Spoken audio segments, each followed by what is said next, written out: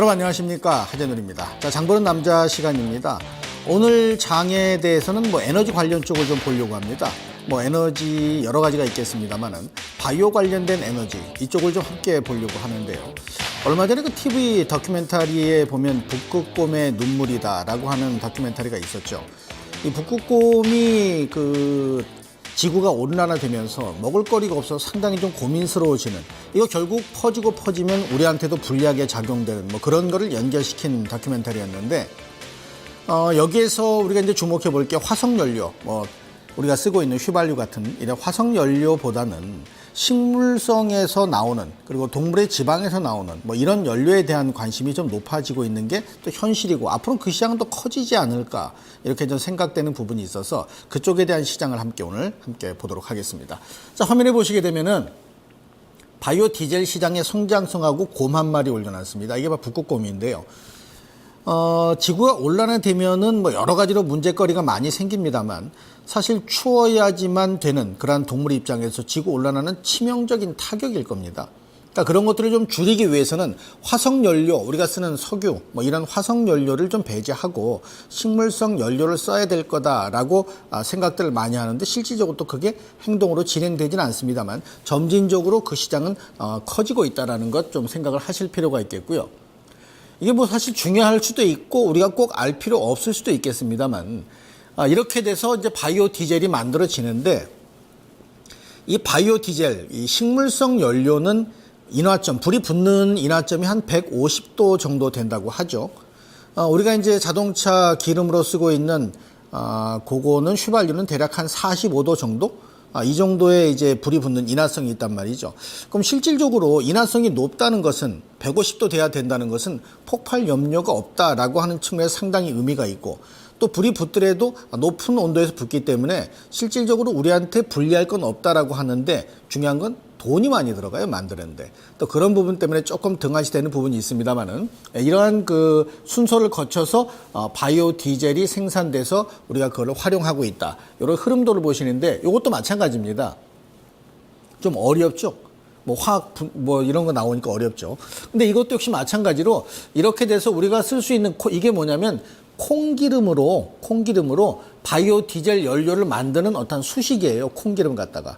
그러니까 우리가 먹는 콩, 옥수수 이런 게 바이오 디젤의 원료가 되는 거죠. 또 일각에서는 그렇게 얘기도 합니다. 먹을 것도 없는데, 아프리카에 먹을 것도 없는데 그거를 갖다가 기름으로 만들어서 우리 연료로 써버린다, 이건 조금 어폐가 있다, 이런 얘기도 합니다만, 큰 흐름에서 보면 맨 앞에 보셨던 지구 온난화에 대한 부분을 방어할 수 있는 그런 역할도 있기 때문에, 이걸 어느 측면에서 보고 좋다 나쁘다 논할 수는 없지만 큰 흐름을 보는 게 맞지 않을까 싶고, 그래서 시장이 커지지 않나 싶어요. 현재 바이오 디젤의 혼합률을 보게 되면은 미국은 5에서 10%의 혼합률, 바이오 디젤을 혼합을 해야 돼요. 근데 독일은 7%, 필리핀도 5%. 필리핀은 이제 그런 식물성 자원이 많아서 가능할지 모르는데, 우리나라 현재 2%입니다. 법으로 정해져 있어요. 원래는 2010년 12월 혼합 비율 2%로 유지하기로 결정을 시켜서 그냥 2%로 진행이 됐습니다. 근데 2013년에 신에너지 재생법이 개정되면서 현재 2.5%, 3%로 이제 늘어나려고 하는 모습을 보인단 말이에요. 그럼 이게 계속 늘어난다는 얘기는 식물성 자원이 필요하다는 거죠. 물론 대부분 수입합니다.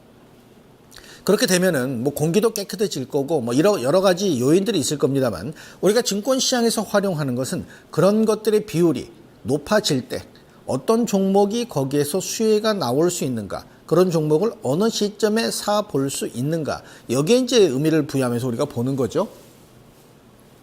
그럼 바이오 디젤이 왜 필요하냐면, 우리나라는 세계 10대 에너지 소비국입니다. 생산국이 아니고 소비국. 에너지를 전 세계에서 10번째로 많이 쓰는 나라란 말이죠. 근데 그 에너지를 몽땅 수입해요. 몽땅 수입하기 때문에 경제적인 부담감이 갈수록 커지고 있다는 것을 감안해서 그런 부분에서 필요한 내용들을 찾아보자는 거고요. 사실 저 밑에 보게 되면은 대기 오염 물질을 개선하고 미세먼지가 줄어들고 이런저런 긍정적인 요인들이 있습니다. 근데 정책적인 부분하고 어우러진 그러한 그 섹터이기 때문에 정부의 정책 부분이 어떻게 진행되는지를 잘 보시고 그게 뉴스화되거나 이슈화될 때는 시장의 관련 종목에 관심을 갖는 이런 전략을 분명히 좀 해보실 필요가 있다라고 말씀을 드릴 수 있겠고요. 이게 실질적으로 외국에서는 바이오 디젤을 주요합니다. 차에다가.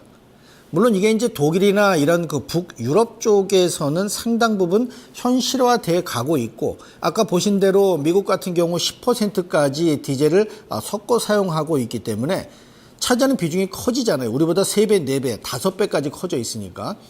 근데 그런 쪽으로 간다는 것은 결국 나중에 자동차들도 그렇게 만들어낼 거란 말이에요. 유럽이나 미국에서. 그런 쪽을 요구할 거고. 우리도 그런 쪽으로 진행이 될 수밖에 없겠죠. 그래서 당장은 아니더라도 그런 것들이 부각될 수 있는 시점으로 자꾸 다가서고 있다는 점은 분명히 잊지 말고 기억을 좀 해 주실 필요가 있는 부분입니다. 자, 근데 앞서 말씀드렸지만 이 바이오 디젤이라고 하는 것은 식량, 먹거리 갖다가 만드는 거죠. 예를 들어 여기 옥수수가 표시되어 있습니다만 바이오 디젤의 생산량은 독일이 압도적으로 많습니다. 뭐 독일을 따라갈 나라가 없어요. 비슷하게 가지도 못해요.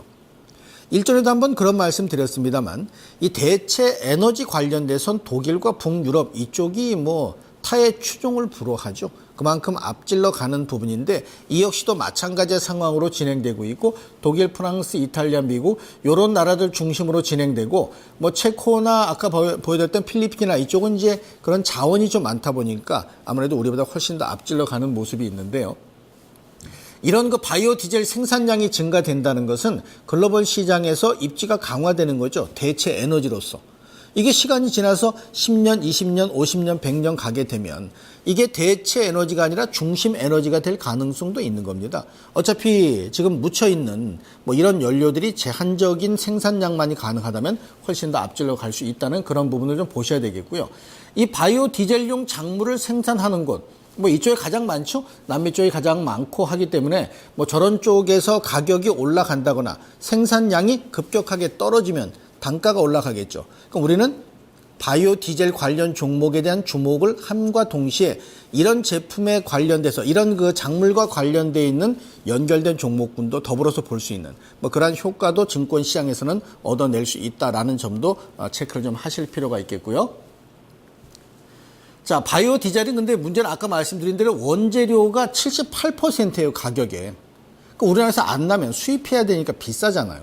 그래서 이 원재료, 농작물이 어느 정도 작황이 좋은가에 따라 달라지게 돼 있습니다. 무조건 그렇게 돼 있겠죠. 그래서 글로벌 시장에서 이 농작물에 대한 선물 가격에 대한 부분을 보시면서 선물 가격의 연결고리를 이런 쪽에서도 찾아보실 수가 있다라는 점을 꼭 기억을 해 보실 필요가 있습니다. 근데 우리나라는 사실 옥수수 많이 생산 안 되잖아요.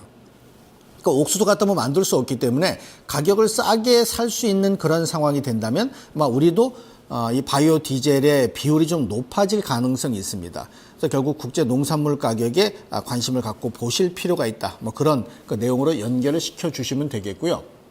전 세계 바이오 연료 사용량의 전망치가 2019년이 저 2005년에 비해서 3배 이상 늘어납니다. 14년 만에 3배 이상 늘어나요. 엄청나게 늘어난다는 걸 알 수가 있겠죠. 이게 여기서 멈출까요? 지속성을 보일 겁니다. 계속해서 늘어날 거란 얘기죠. 이 바이오 디젤 시장이 늘어나게 돼 있다는 것은 어쩌면 우리 지구 온난화와 관련된 직접적인 영향을 끼치는 부분이기 때문에 충분히 설득력이 있습니다.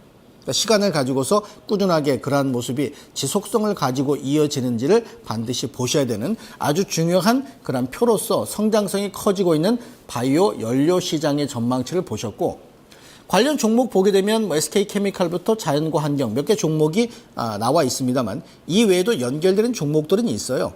다만 확인돼 있는 또 그렇게 분류된 종목을 5가지로 올려놓은 부분인데 요게 그 유니드라는 종목입니다. 물론 상승세가 나타난 건 없습니다만 2015년 들어서 거래가 증가되는 부분이 포착이 되더라고요. 그 전보다. 물론 이게 이제 시장 상황과 연결도 됐겠지만은 그런 쪽으로 이슈가 부각된다면 거래가 수반된 종목들 중심으로 관심을 가져야 되니까 거기에 포인트 맞춰서 거래 증가되는 관련 종목 지금부터 쫙 추스려서 관심 종목에 올려놓고 보시는 게 좋겠습니다. 자, 오늘 장 보는 남자는 여기까지 하도록 하겠습니다. 감사합니다.